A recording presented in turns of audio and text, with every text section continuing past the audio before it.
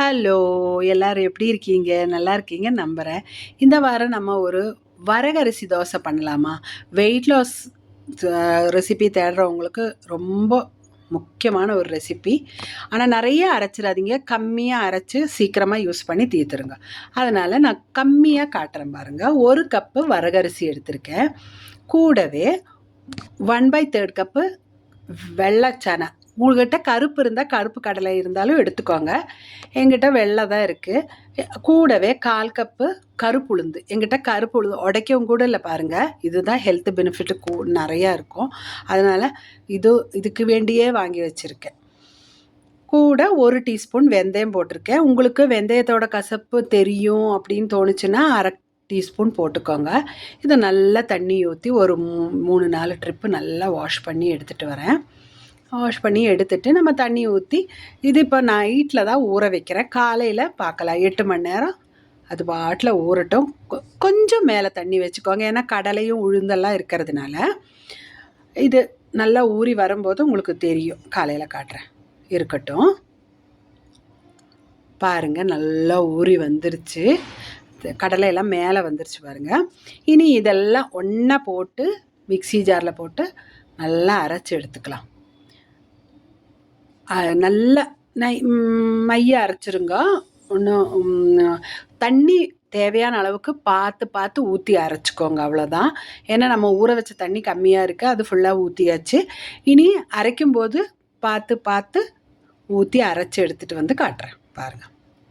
பாருங்கள், அரைச்சி எடுத்தாச்சு. இது இந்த கலரில் தான் இருக்கும். இனி இது ஒரு கப்பில் ஊற்றிக்கலாம்.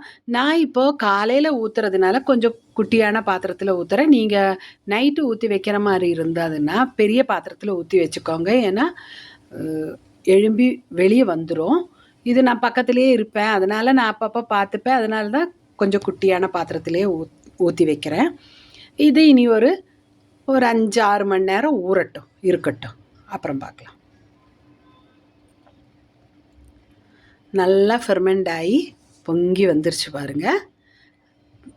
இதில் இனி நம்ம எடுத்து பார்க்கலாம். பாருங்கள், நல்லா புஸ்ஸுன்னு இருக்குது. இதில் இனி தண்ணியெல்லாம் ஊற்றி கலக்க தேவையே இல்லை, அப்படியே நம்ம சுடலாம். இது இருக்கட்டும். இனி நம்ம தோசைக்கல் அடுப்பில் வச்சு சூடாகட்டும். நான் இன்றைக்கி காஸ்ட் அயர்ன் தவாவில் தான் செய்கிறேன். அதனால் கொஞ்சம் நெய் சூடான உடனே பாருங்கள் சூடாயிடுச்சு. இப்போ நான் கொஞ்சம் நெய் ஒரு இதை வச்சு தேய்ச்சி பண்ணுறேன். நீங்கள் இந்த மாதிரி குச்சி இல்லைன்னா ஒரு துணியில் கொஞ்சம் நெய் தடவி நெய்யில் முக்கி தேய்ச்சிங்கனாலும் போதும். நிறையா நெய்யெல்லாம் வேண்டாம், அப்போ தோசை மாவு கல்லில் ஒட்டாது. நம்ம உப்பு இப்போ தான் போடுறோம், ஏன்னா அதனால் ரொம்ப புளிச்சிடாது. அதனால தான் லாஸ்ட்டாக போடுறேன். நீங்கள் முதலே போடுற மாதிரி இருந்தால் சீக்கிரம் புளிச்சிரும், அவ்வளோதான். வேறு ஒன்றும் பிரச்சனை இல்லை. பாருங்கள், மாவும் போட்டாச்சு. 3/4 டீஸ்பூன் உப்பு தான் போட்டிருக்கேன். இனி இதை நம்ம முடிஞ்ச அளவுக்கு நல்லா நைஸாக தேய்ச்சி எடுத்துக்கோங்க, அவ்வளோதான். கல் எவ்வளோ பெருசாக இருக்கோ அவ்வளோ சுற்றி எடுத்துக்கலாம். மூடி போட்டு 2-3 நிமிஷத்தில் அது வெந்து வந்துடும். பாருங்கள், ஓரளவுக்கு வெந்தாச்சு. இனி நம்ம கொஞ்சம் தேவைப்பட்டால் கொஞ்சம் நெய்யா ஆயிலா எது வேணாலும் தடவிக்கலாம், இல்லைனாலும் பிரச்சனையெல்லாம் இல்லை, அப்படியே எடுத்துக்கலாம். நல்லா கிறிஸ்பியான தோசை ரெடி. பாருங்கள், திருப்பி போடக்கூட தேவையில்லை. நல்லா தோசை வந்தாச்சு.